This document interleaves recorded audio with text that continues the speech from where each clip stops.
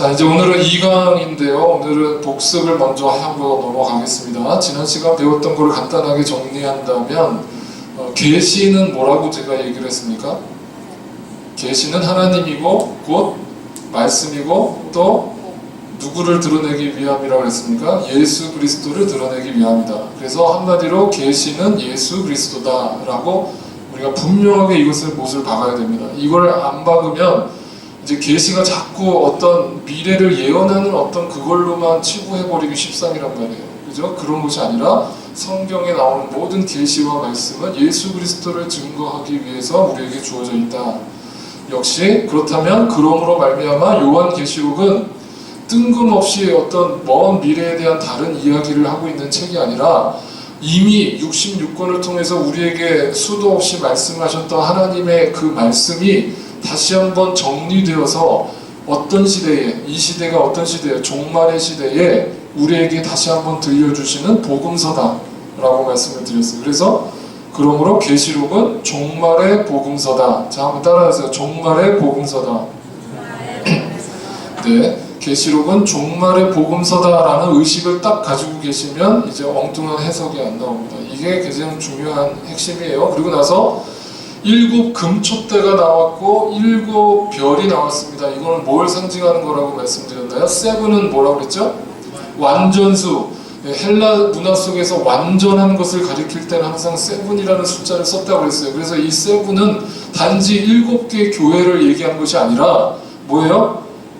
표현한다면 모든 교회, 다시 얘기하면 완전한 교회를 상징하는 거예요. 완전한 교회, 우주적 교회. 7 금촛대와 7 별은 완전한 교회를 상징한다. 네, 이거를 분명히 딱 머릿속에 인식하시면 됩니다. 이걸 인식하시고 나서 이제 오늘 챕터 2부터는 바로 그 교회가 무엇인가에 대해서 이제 나오는 거예요. 자, 그래서 이제 요한계시록을 갖다가 우리가 종말론적인 책이다라고 이해를 하고 있지만 더 정확하게 얘기하면 그 말은 틀린 말이에요. 종말론적 책으로만 나와 있지 않아요. 요한계시록의 핵심은 뭐냐면 이렇게 얘기하는 게 정답이에요. 누가 여러분에게 물어보신다면 도대체 요한계시록은 무슨 책이냐라고 물어보신다면 여러분은 이렇게 대답하셔야 돼요. 종말론적 교회론을 담고 있는 책이다. 네, 아시겠어요? 종말론적 교회론을 담고 있는 책이다. 아시겠어요? 그래서 요한복음 지금 오늘 우리가 살펴볼 2장과 3장에서는 무슨 교회 이야기가 나와요? 그 소아시아 7 교회에 대한 이야기가 나오는 거예요. 그죠?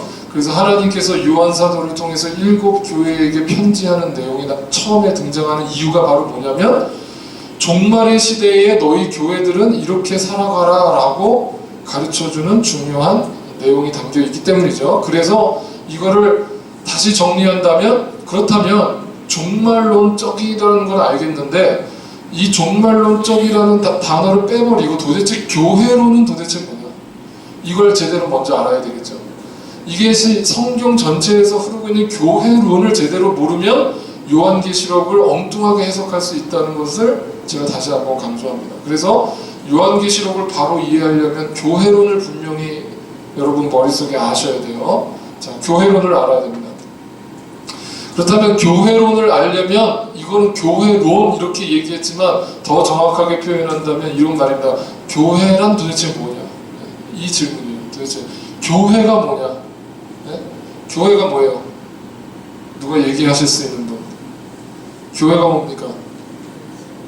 에클레시아라고 다 알고 계시죠? 그죠? 헬라어로 에클레시아라는 단어를 교회로 쓴단 말이에요. 그렇다면 오늘날 우리가 알고 있는, 제가 여러 번 성경 공부할 때 강조했던 것처럼 이 땅에 눈에 보이는 이 지역교회가 교회입니까? 네? 어떻게 생각하세요? 이런 질문을 던지면 많이 헷갈려 하죠.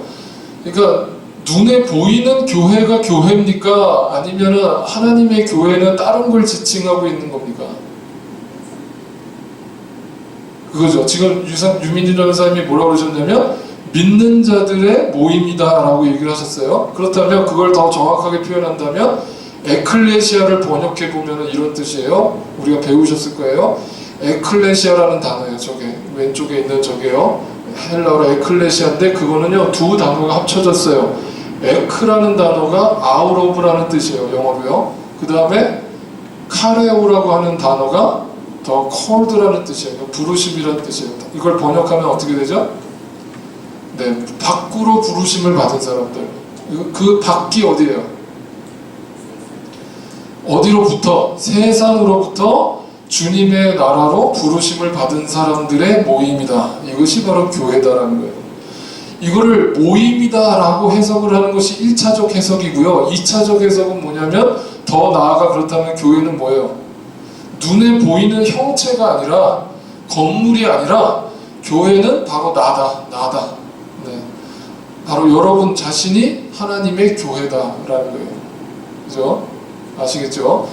그래서 여러분이 고린도전서에 보면 여러분 자신이 주님의 성전인 것을 알지 못하느냐라고 얘기하죠. 그러니까 너희 자신이 하나님의 영이 거하는 주님의 전임을 알지 못하냐. 그러므로 육신의 몸을 늘 거룩하게 지켜야 될 이유가 바로 거기에 있는 거죠. 그죠? 하나님의 성전을 더럽히면 안 되는 거죠. 그죠? 우리가 다 하나님의 교회이기 때문에 그렇습니다. 그래서 여러분 고린도전서 1장으로 한번 가보세요. 여러분 고린도전서 1장이에요. 1절부터 3절까지 시작. 하나님의 뜻을 따라 그리스도 예수의 사도로 부르심을 받은 바울과 형제 소스데네는 고린도에 있는 하나님의 교회 곧 그리스도 예수 안에서 거룩하여지고 성도라 부르심을 받은 자들과 또 각처에서 우리의 주 곧 그들과 우리의 주 대신 예수 그리스도의 이름을 부르는 모든 자들에게 하나님 우리 아버지와 주 예수 그리스도로부터 은혜와 평강이 있기를 원하노라. 자, 2절에서 뭘 교회라고 했어요? 하나님의 교회, 그것은 곧 뭐냐? 그리스도 예수 안에서 거룩하여지고 라고 되어 있죠. 자, 거기 거룩하여지고에다가 밑줄을 치시고 또 성도라 부르심을 받은 자들과, 자, 부르심을 받은 자들이라고 분명히 되어 있죠. 또 그 밑에 예수 그리스도의 이름을 부르는 모든 자들이다. 자, 그들이 바로 뭐다? 교회다. 아시겠죠? 분명하게 아셔야 됩니다. 그래서 교회는 부르심을 받은 자들이고 거룩하여지기 위해서 노력하는 자들이고 또 하나님 예수 그리스도의 이름을 부르는 자들이다. 자, 부르심을 받은 자들이다. 그냥 단순히 부르심이 아니라 세상에서 불러냄을 받았다라는 것은 그 안에는 무슨 단어가 포함되어 있냐면 바로 홀리라고 하는 단어가 포함되어 있는 거예요. 우리를 거룩하게 하시려고 우리를 불러낸 거예요.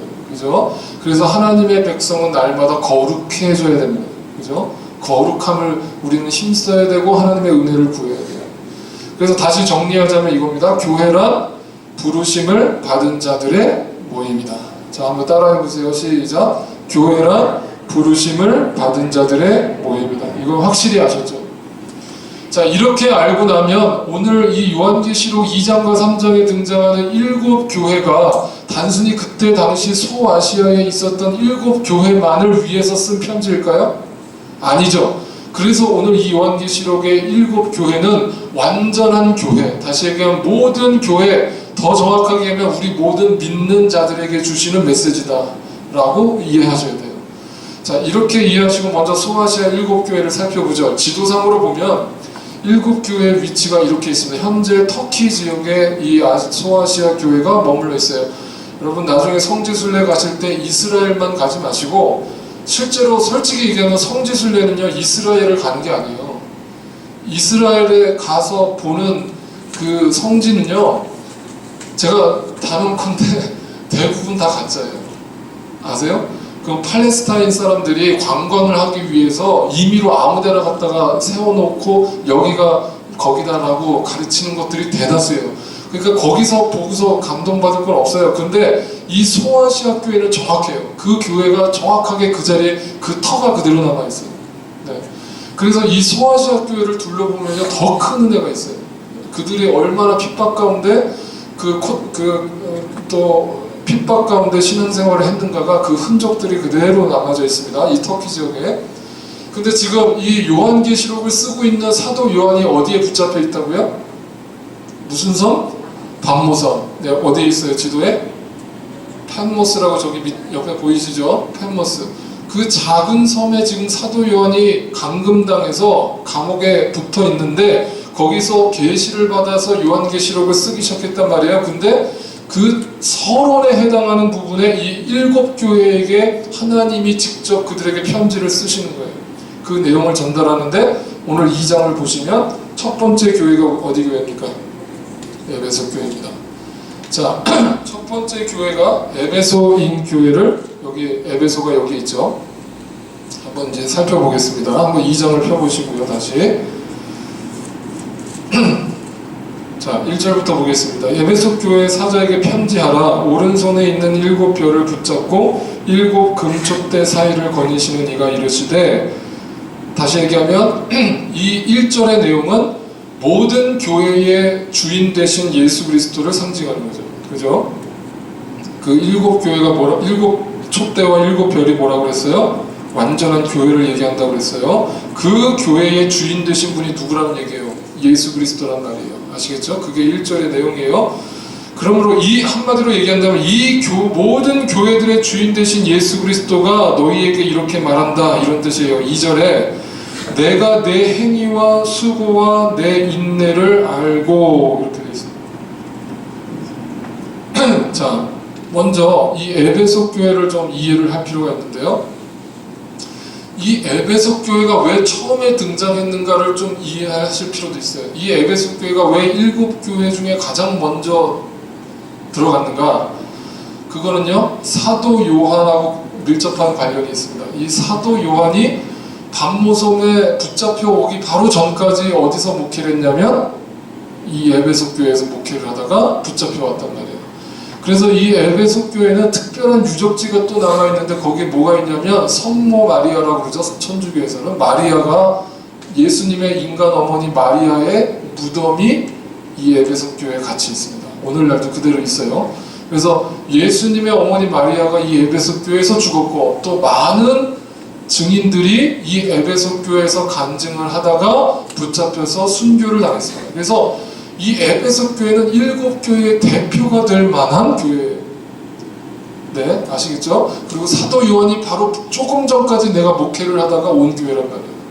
그런데 사도 요한이 먼저 하나님 앞에 이 에베소 교회에 대한 계시를 받을 때 깜짝 놀란 장면이 바로 여기서 나오는 거예요. 뭐냐면 첫 번째는 하나님이 칭찬을 하시죠. 뭘 칭찬하시느냐?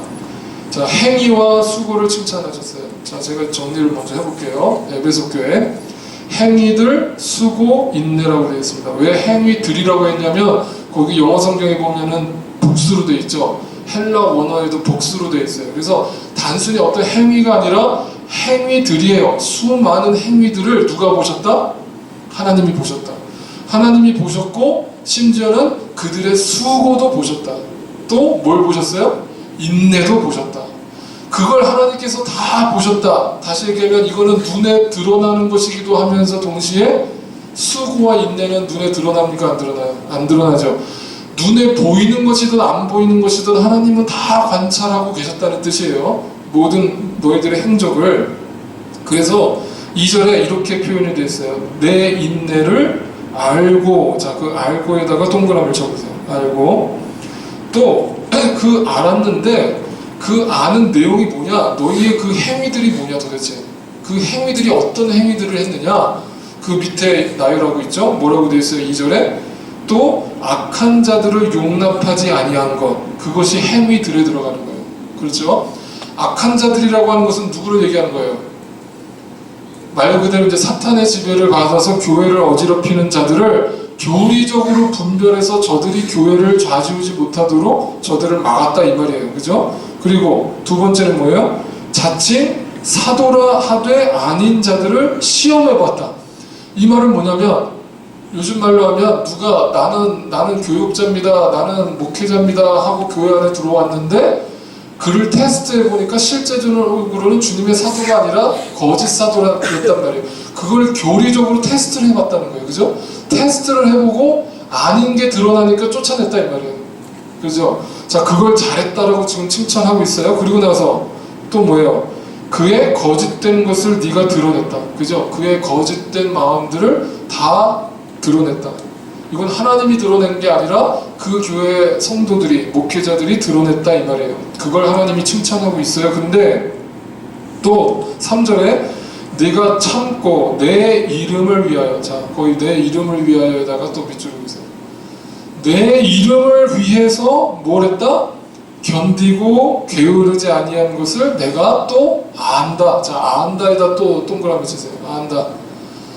왜 안다라는 표현을 자꾸 두 번씩이나 반복해서 쓰실까요? 무슨 뜻이죠? 내가 안 보는 것 같지만 내가 다 알고 있다. 내가 침묵하는 것 같지만 내가 다 보고 있다 이 말이에요. 너희 교회가 세워지면서부터, 개척되면서부터 너희 교회를 내가 가만히 살펴보니까 너희가 정말 바른 교리를 가지고, 바른 복음의 진리를 가지고 거짓 선지자들을 제대로 구별해낼 줄 아는 영적인 분별력이 있고, 또 인내하고 참고 수고하는 내 이름 때문에 당하는 그런 인내함이 너희 마음속에 각자가 다 들어가 있구나. 그걸 내가 알겠다. 그러면서 칭찬하고 있어요. 그런데 4절에 이제 본격적으로 나오는 게 뭐예요? 그러나 너를 책망할 것이 있나니. 자, 이 말을 딱 들을 때 누가 먼저 들었어요? 이 이야기를? 사도 요한이 들었죠. 자, 여러분이 담임 목회자가 안 되보셔서 잘 모르실 거예요. 우리 교회 성도들이 나가서 다른 교인들한테 또는 다른 교회 목회자한테 뭐 비난을 받거나 욕을 먹거나 이렇게 지적을 받는 것을 제가 좋아할까요? 안 좋아할까요? 네, 좋아하지 않는 정도가 아니라 화가 나죠. 그죠? 여러분 자식이 누구한테 맞고 오는 거하고 똑같은 기분이에요. 똑같은 기분이에요. 그러니까 사도 요한 입장에서는 하나님이 칭찬만 하고 끝낼 줄 알았는데, 야, 너에게 책망할 것이 있단다. 한마디로 이거는 사도 요한한테 엄청난 찔림이에요. 내가 목회 잘하고 있었다고 생각했는데 아니다. 야, 사도야, 네가 잘못하고 있는 게 있다. 너뿐만 아니라 니네 교회가 잘못 가고 있는 게 있다. 그게 뭐라고 얘기하시는 거예요? 처음 사랑을 버렸다. 4절을 보세요. 너의 처음 사랑을 버렸다. 자, 처음 사랑이라는 단어가 등장했어요. 자, 이 처음 사랑이 뭐예요? 처음 사랑이 뭐예요? 네? 구원의 확신이에요. 그죠? 자, 이게 황당한 질문이죠. 아니 영적인 분별력이 있어서 거짓 선지자들을 구별해낼 정도의 영적인 능력과 실력을 갖고 있었던 교인들과 사도 요한인데, 주님께서 그들 마음속을 들여다보시고는 너희가 첫사랑을 잃어버렸다. 다시 가면 구원의 확신이 없다 이 말이에요. 네? 주님 응답하시잖아요 지금. 첫사랑을 잃어버렸다. 이게 얼마나 뜨끔한 얘기예요. 얼마나 뜨끔한 얘기예요. 이거 지금 우리에게 종말의 시대를 살아가고 있는 우리에게 주님께서 똑같이 주시는 말씀이란 말이에요. 그렇다면 도대체 이 첫사랑이 뭐냐? 여러분 에베소서를 한번 가보십시오. 에베소서 1장을 한번 가보세요. 도대체 이 첫사랑이 뭔지를 알아야 됩니다. 더 구체적으로 에베소서 1장을 한번 가보죠. 찬송하리로다. 하나님 곧 우리 주 예수 그리스도의 아버지께서 그리스도 안에서 하늘에 속한 모든 신령한 복을 우리에게 주시되, 곧 창세전에 그리스도 안에서 우리를 택하사 우리로 사랑 안에서 그 앞에 거룩하고 흠이 없게 하시려고 그 기쁘신 뜻대로 우리를 예정하사 예수 그리스도로 말미암아 자기의 아들들이 되게 하셨으니, 이는 그가 사랑하시는 자 안에서 우리에게 거저 주시는 바 그의 은혜의 영광을 찬송하게 하려는 것이라. 우리는 그리스도 안에서 그의 은혜의 풍성함을 따라 그의 피로 말미암아 속량 곧 죄 사함을 받았느니라. 이는 그가 모든 지혜와 총명을 우리에게 넘치게 하사 그 뜻의 비밀을 우리에게 알리신 것이요 그의 기뻐하심을 따라 그리스도 안에서 때가 찬 경륜을 위하여 예정하신 것이니, 하늘에 있는 것이나 땅에 있는 것이 다 그리스도 안에서 통일되게 하려 하심이라. 모든 일을 그의 뜻의 결정대로 일하시는 이의 계획을 따라 우리가 예정을 입어 그 안에서 기업이 되었으니, 이는 우리가 그리스도 안에서 전부터 바라던 그의 영광의 찬송이 되게 하려 하심이라. 그 안에서 너희도 진리의 말씀 곧 너희의 구원의 복음을 듣고 그 안에서 또한 믿어 약속의 성령으로 인치심을 받았으니, 이는 우리 기업의 보증이 되사 그 얻으신 것을 속량하시고 그의 영광을 찬송하게 하려 하심이라. 자, 이렇게 길게 얘기했지만 이 내용의 한마디 핵심이 뭡니까? 뭐예요? 이게 뭐예요? 뭘 얘기하고 있는 거죠? 구원받은 것에 대한 간증이죠. 이것이 바로 구원받은 그 예수 그리스도의 구원의 확신에 대한 믿음의 고백을 얘기하는 거잖아요. 그죠? 그죠? 그렇게 구원 간증을 쭉 얘기하고 나서 15절을 보세요. 뭐라고 되어 있어요? 이로 말미암아. 뭐예요? 이런 간증으로 말미암아 너희가 예수 그리스도를 이렇게 만났고 이런 뜻으로 하나님께서 너희를 여기까지 인도하셨다라는 14절까지 쭉 그 얘기를 나열하다가 그곳으로 말미암아 15절이 그렇게 시작해요. 그리고 주 예수 안에서 너희 믿음과 모든 성도를 향한 사랑을 나도 듣고. 자, 거기 사랑이라는 단어가 나와요. 거기다 동그라미 주세요. 자, 이게 뭐예요? 이게 바로 첫사랑이에요. 첫사랑. 뭐예요? 예수 그리스도를 내가 어떻게 만났는지 구원의 확신을 알고 있는 사람만이 가질 수 있는 감정, 그게 뭐예요? 예수 그리스도에 대한 처음 사랑이에요. 처음 사랑. 그죠? 그 사랑을 간직하지 못한 사람을 갖다가 우리는 뭐라고 얘기하는 거예요? 아직 구원받지 못한 사람이라고 할 수밖에 없는 거죠. 그래서 이 요한계시록은 철저하게 누구를 위해서 썼다고 되어 있어요? 이 요한계시록은 믿는 자들이에요? 믿지 않는 자들이에요? 믿는 자들을 위해서 쓴 책이에요. 그래서 믿지 않는 자들이 요한계시록을 이해할 수가 없어요. 왜요? 이 첫사랑을 경험해보지 않고서는 도저히 이 말씀들을 이해할 수가 없단 말이에요. 그죠? 그래서 그것이 첫사랑이라고 얘기를 하는데, 자, 다시 요한계시록 돌아오세요. 요한계시록 2장을 다시 보시면 처음 사랑을 버렸다라고 표현했어요. 자, 이건 또 무슨 얘기예요? 구원의 믿음을 버렸다는 얘기예요? 뭐예요? 어떻게 표현할 수 있어요, 이거를? 뜨뜻미지근해졌다. 다시 얘기하면 구원의 감격이 식었다라고 얘기할 수 있겠죠. 그죠? 다시 얘기하면 구원의 은혜를 저버린 것이 아니라 내가 뜨뜻미지근한 신앙이 됐다 이 말이에요. 정확하게 표현하면. 그러니까 또 5절에 보세요. 그러므로 어디서 떨어졌는지를 생각하고. 자, 먼저 뭘 생각하라고요? 내가 과연 언제부터, 어디서부터, 어느 시점부터 내 구원의 기쁨과 감격이 사라졌는가를 생각해보라는 거예요. 생각해보라는 거예요. 그죠? 생각해보라는 거예요. 이게 얼마나 중요하면 이거를 강조하시겠어요. 그리고 나서 뭐 하라고요? 생각하는 것으로 끝이 아니에요. 회개하라는 거예요. 회개하고 처음 행위를 가져라. 자, 그 처음 행위에다가 또 동그라미를 치세요. 처음 행위. 그 다음 구절이 처음 행위예요. 자, 앞에 보세요. 처음 사랑과 처음 행위라는 이 두 단어가 에베소 교회에게 주어졌는데 이 두 단어는 같은 뜻일까요? 다른 뜻일까요? 네? 같은 뜻이에요. 같은 뜻이에요. 처음 사랑과 처음 행위는 같을 수밖에 없어요. 더 정확하게 표현하면. 왜 그런지 알아요? 뭐가 우선되기 때문에. 뭐가 우선되기 때문에. 처음 사랑이 먼저예요? 처음 행위가 먼저예요? 처음 사랑이 먼저죠. 그죠? 내가 주님을 만난 구원의 확신이 먼저예요. 그 확신을 먼저 가진 다음에야 비로소 거기에 걸맞는 행위가 나오는 거예요. 그런 의미에서 첫사랑과 행위는 같다는 얘기예요. 근데 잘 보세요. 이것이 같은데 여러분, 첫사랑을 잃어버리고 행위만 할 수 있어요, 없어요? 있죠. 이게 이제 우리에게 시험거리예요.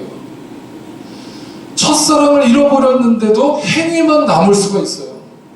그걸 갖다가 지적하시는 거예요. 그러면 이 에베소 교회에게 정확하게 주님께서 지적하는 포인트가 뭐냐면, 너희가 그 행위를 보니까, 앞에 뭐라고요? 행위들. 그 행위들을 보니까 참으로 내가 볼 때 너희가 의로운 판단을 하는 것 같고 영적인 분별력이 있는 것 같이 행동을 하지만, 내가 정말 너희 속을 들여다보니까 그 행동의 동기가 나를 만난 구원의 감격과 기쁨이 아니라 그냥 형식적이고 그냥 늘 해오던 일상 속에 젖어서 주님 앞에 행위들을 하고 있더라는 거예요. 아시겠어요? 이게 바로 종말의 시대에 우리 교회들에게 주시는 하나님 메시지라는 거예요. 잘 들으세요. 이게 바로 나에게 해당되는 거예요. 그래서 저는 이 두 가지는 우리에게 반드시 같이 필요하다. 처음 사랑이 회복되지 않은 상태로 어떤 행위를 하더라도 그 행위는 하나님 보실 때에 용납될 수가 없는 거예요. 그거는 어떻게 보면 나를 위한 거예요. 더 정확하게 얘기하면. 그래서 우리는 항상 봉사를 할 때, 헌신을 할 때 이거를 조심해야 돼요. 조심해야 돼요. 구원의 기쁨과 감격이 없는 상태에서 봉사를 한다. 그 봉사는 절대적으로 다 자기를 위한 거예요. 자기 만족이에요. 또 남에게 보이기 위함이에요. 그 열매는요, 보나 마나요. 없어요. 열매가 없어요. 왜요? 내가 하는 거니까. 내가 하는 거니까 열매가 없어요. 그런데 내가 주님을 향한 그 기쁨과 감격으로 어떤 행위들을 하면요, 반드시 열매가 따라와요. 그것을 보고 안, 그래서 열매로 안다고 얘기하시는 거예요. 그죠? 그래서 여러분 이 두 가지를 갖다가 다 온전히 이루어졌을 때 우리는 이 신앙을 갖다가 무슨 신앙이라고 얘기하냐면, 앞에 보세요. 참신합니다. 참신합니다. 자, 항상 기억하세요. 이것이 우리에게 주시는 메시지예요. 처음 사랑과 처음 행위가 같아야 되는데 사랑을 잊어버리고 행위만 남으면 그 신앙은 참 신앙일 수 없다. 네. 이것이 에베소 교회를 향한 주님의 지적이었어요. 자, 그러고 나서 거기에 대해서 뭐라고 얘기하시는가 보세요. 자, 5절을 보세요. 행위를 가지라 그래놓고 만일 그리하지 아니하고, 자, 만일 너희가 그 첫사랑을 계속해서 잊어버리고 행위만 남는 신앙생활을 계속 살아간다면 어떻게 될 것이냐? 내 촛대를 그 자리에서 옮겨버리라. 옮겨버리라. 그죠? 무시무시한 말이에요. 하나님께서 과감하게 그거를 이제 뺏어버리겠다. 이거 비슷한 얘기가 어디서 나와요? 어디서 나와요? 마태복음에 여러분 예수님께서 그 바리새인들과 서기관들한테 하셨던 말씀을 제가 여러 번 강조해서 보여드렸죠. 나더러 뭐한 주여 주여 하는 자마다 천국에 들어가는 것이 아니다. 다시 얘기하면 행위만 남은 바리새인들, 율법으로 행위만 남았어요. 근데 그 속은 뭐예요? 시체가 썩어 있는 거예요. 그냥 여전히 세상 사람하고 똑같은데 겉으로 신앙 행위만을 하고 있는 저들의 모습을 보면서 주님께서 주여 주여 부르짖는다고 해서 천국에 들어가는 것이 아니다. 내 뜻대로 하는 자. 다시 얘기하면 주님에 대한 그 첫사랑의 감격을 가지고 살아가는 자에게 천국이 주어질 것이다. 이 얘기를 하는 거예요. 이거는 우리에게 너무나 중요한 하나님의 경고입니다. 자, 그래서 우리에게 필요한 거, 그렇다면 어떻게 해야 돼요? 만약 우리가 첫사랑을 잊어버렸다면 어떻게 돌아갈 수 있습니까? 어떻게 돌아갈 수 있어요? 회개예요. 회개 말고는 답이 없어요. 주님 앞에 회개하는 거예요. 주님, 내가, 여러분 잘 보세요. 잘 보세요. 내가 구원의 감격을 잃어버리게 된 그 동기를 먼저 생각해보라고 그랬죠. 생각해보라고 그랬죠. 그러면 뭐가 먼저 떠오르세요? 뭐가 먼저 떠오르세요? 뭔가 하나님의 뜻대로 살아가지 않게 되면서부터 구원의 감격이 뜨뜻미지근해지기 시작하잖아요. 제가 잘 보세요. 제가 어떤 분이 저한테 예전에 그런 얘기를 한 적이 있어요. 목사님, 제가 정말 제대로 된 신앙생활을 다시 하고 싶은데 어떻게 해야 다시 그 구원의 그 기쁨과 감격이 회복될까요? 라고 저한테 묻는 거예요. 그럼 제가 뭐라고 대답을 할 수 있어요? 회개하라고. 그럼 뭘 회개할까요? 저는 잘못한 게 없는데요. 뭘 회개하라는 말씀이에요? 일주일 동안 네가 살아가는 삶을 한번 나한테 얘기해보라고 그랬어요. 어떻게 일주일 동안 뭐 하면서 지내냐? 그랬더니 회사 갔다 오면은 씻고 뭐 친구들하고 만나서 술 한잔하고, 그리고 들어와서는 영화나 드라마나 한 편 보고, 그리고 피곤한 자기 전에 잠깐 한 5분 기도하고 잔다는 거예요.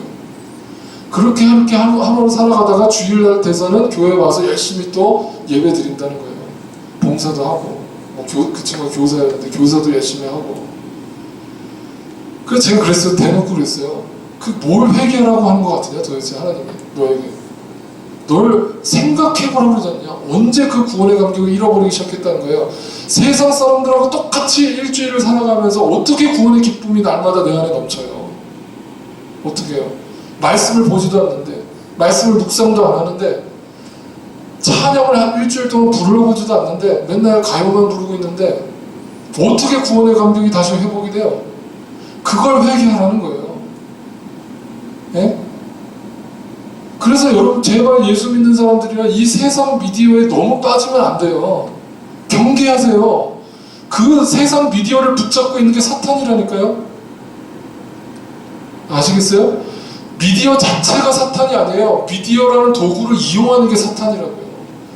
그 미디어라는 도구 속에서 사탄이 우리에게 엄청난 메시지를 주는 거야. 야, 하나님 없이도 즐겁게 살 수 있어. 너 얼마든지 하나님 없이도 여가 생활할 수 있어. 꼭 교회 가서 그렇게 시간 낭비하지 않아도 돼. 교회 가면 목사님 맨날 잔소리만 듣지. 그냥 차라리 즐겁게 영화나 보고 드라마나 보고 그렇게 시간 보내 라고 유혹하는 거예요. 그러니까 첫사랑을 잃어버리죠.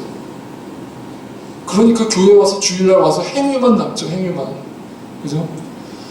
여러분 일주일 동안 여러분이 뭘 회개하며 살아야 되는가? 내가 정말 하나님 말씀을 가까이 하고 내가 하나님 말씀을 더 깊이 묵상해 보려고 노력하면서 살아본 적이 있는가?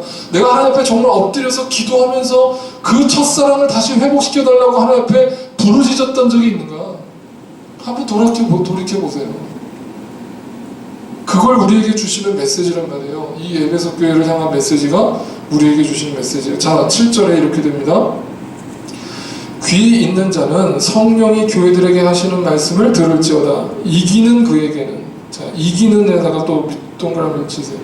이 7 교회들에게 주님께서 메시지를 주실 때 항상 이 단어를 맨 마지막에 집어넣어요. 계속 나와요.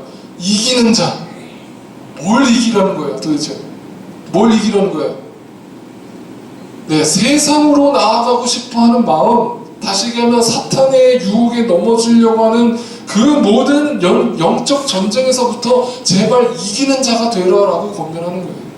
이 말세의 시대에 세상 사람하고 똑같이 살아가지 말고, 그래서 패배하지 말고, 그 이기자는 이기는 자에게 뭐가 주어진다고 그랬어요? 내가 하나님의 낙원에 있는 생명나무의 열매를 주워 먹게 하리라. 자, 생명나무는 창세기에 나와요. 그죠? 이게 선악과예요. 근데 이 선악과가 아담과 하와가 죄를 짓고 나서 추방당하고 실낙을 하고 나서 그 생명나무를 누가 지켰어요?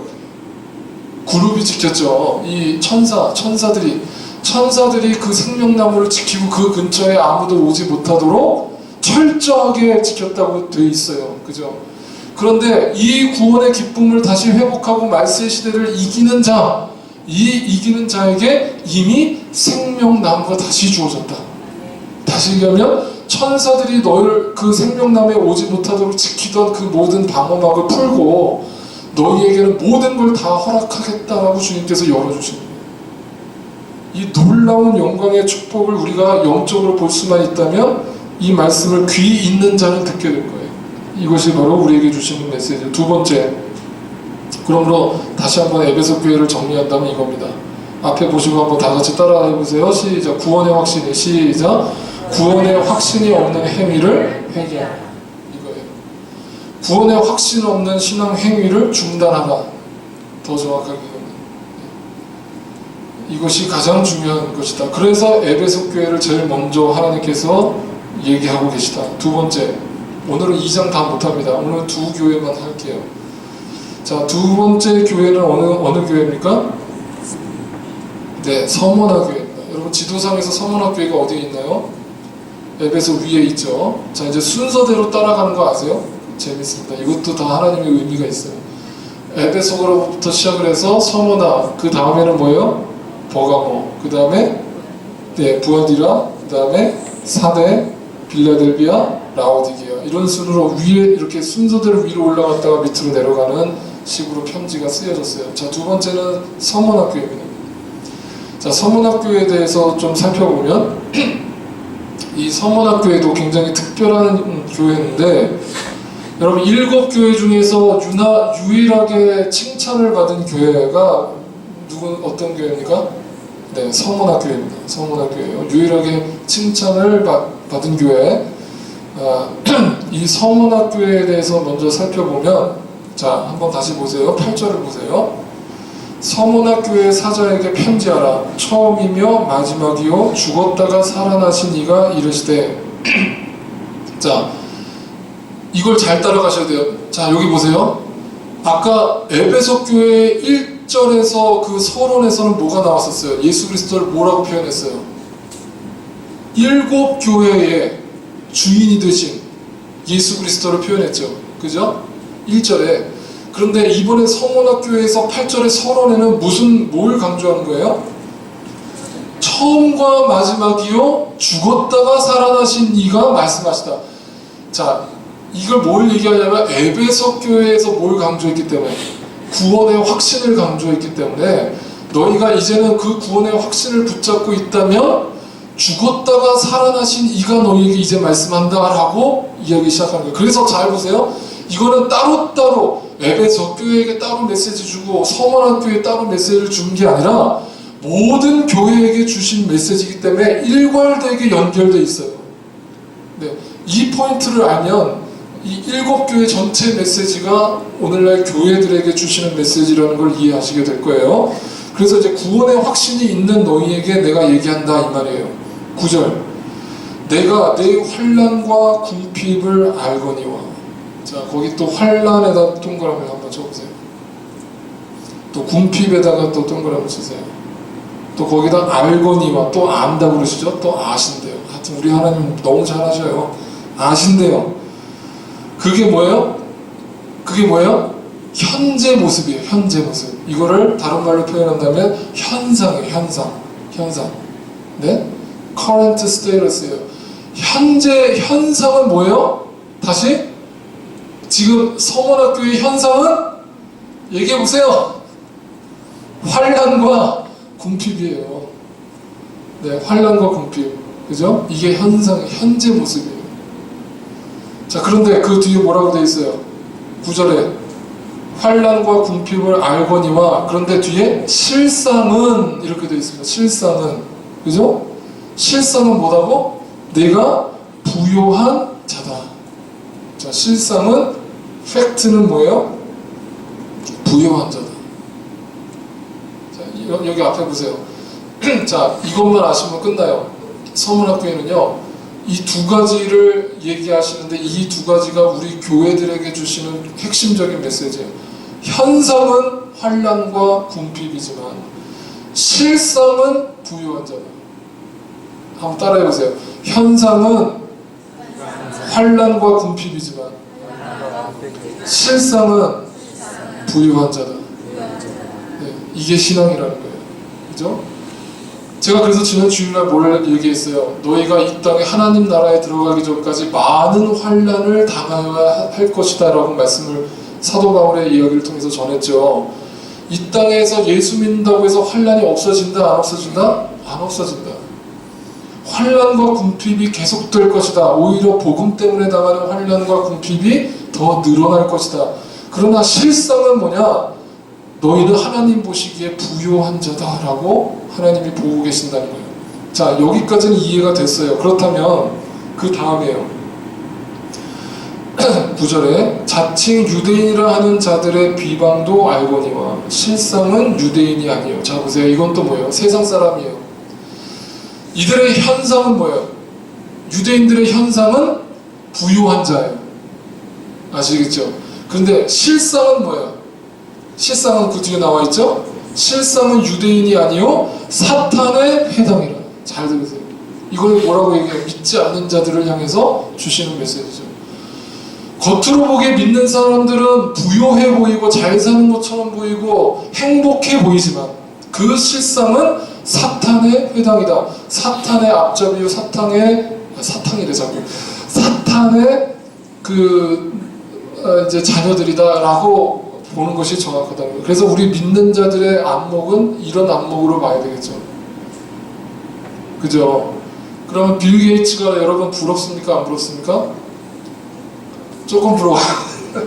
네. 뭐 이번에도 가장 기부를 많이 한 부자로 뽑혔더라고요. 전 세계에서. 뭐 어쨌든 그 행위는 참 아름답지만 예수 안 믿죠. 예수 안 믿으니까 우리가 볼 때는 돈 많아서 떵떵거리고 좋아 보이지만 그의 현상은 부요해 보이지만 실상은 사탄의 자녀다. 그죠? 이렇게 보는 안목이 열려야 되겠죠. 이걸 얘기하는 거예요. 자, 그것이 열렸다면, 그렇다면 이제 서머너 교회에게 뭘 얘기하시고자 하시느냐. 10절 보세요. 10절. 너는 장차 받을 고난. 자, 거기다 또 밑줄을 그으세요. 장차 받을 고난. 장차 받을 고난.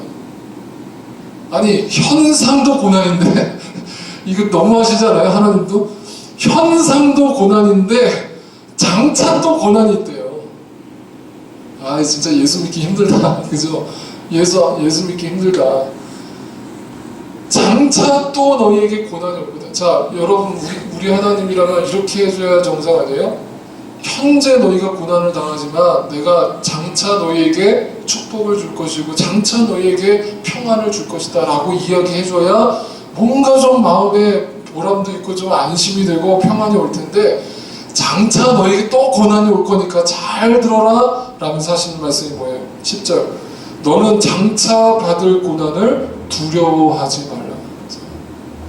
현상도 고난이지만 앞으로도 너에게 또 고난이 올 거다. 자, 장차 받을 고난을 두려워 말라. 네? 자, 장차 받을 고난을 두려워하지 말라. 그러면 이 장차 받을 고난이 도대체 뭐라는 걸 한번 생각해 보자는 거예요. 이 장차 받을 고난을 뭐라고 표현하고 있냐면 10절을 다시 보시면, 볼지어다 마귀가 장차 너희 가운데에서 몇 사람을 오게 던져 시험을 받게 하리니 너희가 며칠 동안? 10일 동안. 자, 거기다 동그라미 치세요. 10일 동안 환난을 받으리라. 네가 죽도록 충성하라. 그리하면 네가 생명의 관을 내게 주리라. 자, 과연 이 10일이라는 단어가 뭐냐? 자, 장차 받을 고난은 곧 뭐다? 며칠 동안? 10일 동안. 아이, 그래도 하나님 역시 센스가 있으시네. 10일 정도야 뭐 견뎌보죠 뭐. 이렇게 해석하시면은 빵점이다.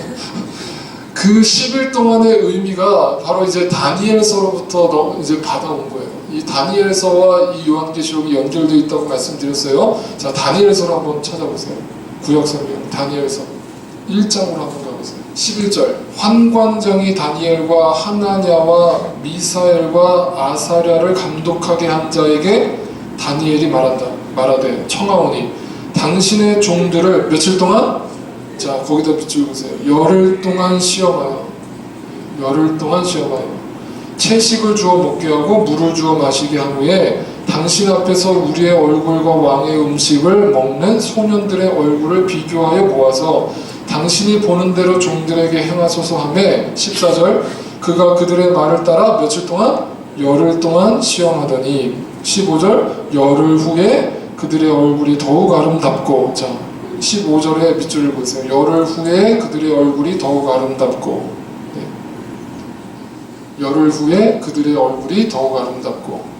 자, 이제 다시 요한계시록으로 오세요. 그러면 이 열흘 동안이라는 말의 의미가 이제 뭐예요? 뭘로 해석을 할 수 있어요? 네? 이 열흘 동안이라는 게 실제로 열흘 동안을 얘기하는 것이 아니라 뭘 얘기하는 거냐면 이 땅에서의 고난에 한계가 있다는 걸 얘기하는 거예요. 끝이 있다는 걸 얘기하는 거예요. 이해가 되셨어요? 그래서 우리가 당하는 장차 당할 고난은 끝이 없는 고난이 아니라 반드시 끝이 있다는 거예요. 그게 우리에게 소망이라는 거예요. 그래서 끝이 있다. 끝이 있다. 그 10일이라는 유한한 제한된 시간 동안만 너희를 고난 가운데 둘 것이다 이 말이에요. 자, 그래서 우리가 가장 중요한 것은 이 두 가지를 먼저 다시 한번 붙들어야 돼요. 이 두 가지, 현상과 실상. 이 현상과 실상을 붙들려면 뭘 이해를 하면 되느냐? 자, 야고보서로 한번 다시 가보세요. 야고보서 신약성경 야고보서 이제 거의 다 끝나갑니다. 조금만 참으세요. 야고보서 1장. 자, 끝이 있는 이 10일 동안에 우리가 시험을 당하는데, 그러므로 늘 현상과 실상을 구분할 줄 아는 영적인 시각을 가지고 살아가야 된다라고 이야기하면서 도대체 시험을 우리가 어떻게 이겨나가야 되느냐? 야고보서 1장 12절부터 보겠습니다. 12절. 시험을 참는 자는 복이 있나니. 자, 거기다 밑줄을 또 보세요. 시험을 참는 자는 복이 있나니. 이는 시련을 견디어낸 자가 주께서 자기를 사랑하는 자들에게 약속하신 뭐를? 생명의 면류관. 자, 거기 생명의 면류관에다 또 밑줄을 보세요. 생명의 면류관을 얻을 것이기 때문이다. 13절 사람이 시험을 받을 때에 내가 하나님께 시험을 받는다 하지 말지니 하나님은 악에게 시험을 받지도 아니하시고 친히 아무도 시험하지 아니하시느니라. 오직 각 사람이 시험을 받는 것은 자기 욕심에 끌려 미혹됨이니 욕심이 잉태한 즉 죄를 낳고 죄가 장성한 즉 사망을 낳느니라. 16절 내 사랑하는 형제들아 속지 말라. 자, 속지 말라에다 또 동그라미 치세요. 속지 말라. 16절 속지 말라. 자, 여기 보세요. 그러면 이렇게 해석하시면 돼요. 이 땅에 사는 동안 장차 받을 고난이 우리에게 계속 주어집니다. 그 고난은 누구로 말미암아? 사탄으로 말미암아. 10일이라는 제한된 시간 속에서 우리에게 주어지는 시험인데 그 시험을 우리는 어떻게 이겨나가야 되느냐? 항상 현상과 실상을 볼 수 있는 영적 눈이 있어야 됩니다. 네? 그래서 현상만 보고 아 이것이 진짜구나 라고 하면은 뭐에 걸려드는 거예요? 사탄의 덫에 걸려드는 거죠. 그래서 뭐라고 되어 있어요? 아까 야고보서에 속지 말라라고 해요. 속지 말라. 그 시험을 속지 말고 이겨내라. 잘 이기는 자는 끝에 하나님께서 생명의 면류관을 줄 것이다 라고 이야기하는 거예요. 아시겠죠? 자, 이 이야기를 예수님께서도 하셨어요. 예수님께서 뭐라고 얘기하셨는가? 마태복음을 한번 가보세요. 마태복음 24장 마태복음 24장을 한번 펴보세요. 예수님께서 종말의 때를 이야기하면서 우리에게 이렇게 말씀을 하셨습니다. 8절부터 볼게요. 8절부터 24장 8절 마태복음 24장 8절 이 모든 것은 재난의 시작이니라. 그때에 종말의 때에 사람들이 너희를 환난에 넘겨주겠으며 자, 그 환난에다 동그라미 치세요. 너희를 죽이리니 너희가 내 이름 때문에 모든 민족에게 뭘 받으리라? 미움을 받으리라. 환난이죠. 환난이죠. 누구로 말미암아? 예수님 때문에. 이건 누가 주는 환난이에요? 그럼 누가 주는 환난이에요? 사탄이 주는 환난이죠. 이 말세의 시대가 되면 될수록 예수를 믿는 것 때문에 사탄이 공격이 더 심해져서 우리에게 더 큰 핍박과 환난이 주어질 거라는 거예요. 누구에게? 믿는 자들에게. 아시겠죠? 이것이 예수님의 예언인 거예요. 자, 10절에 그때에 많은 사람이 실족하게 되어. 자, 많은 사람에다가 밑줄을 보세요. 많은 사람이. 적은 사람이 아니요. 많은 사람이 그때에 실족하여 넘어진다는 거예요. 사탄의 공격에, 무차별적인 공격에 넘어져서 신앙을 저버린다는 얘기죠. 서로 잡아주고 서로 미워하겠대요. 그래서 믿는 사람들끼리 서로 싸우겠다는 얘기예요. 믿는 사람들끼리 서로 싸우고 붙잡고 이런 일들이 벌어질 거라는 얘기예요. 그죠?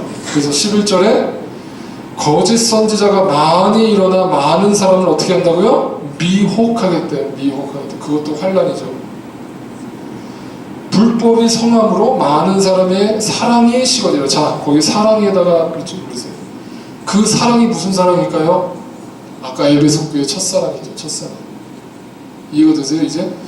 그러니까 종말의 때가 가까울수록 한마디로 정의한다면 뭐가 된다? 사탄의 공격과 시험에 사람들이 실족해서 넘어지는데 실족해서 넘어지는 모양새가 어떻게 드러나냐면 첫사랑을 잊어버린다는 거예요. 구원의 감격을 잊어버리는 사람들이 많다는 거예요. 종말의 때가 가까울수록.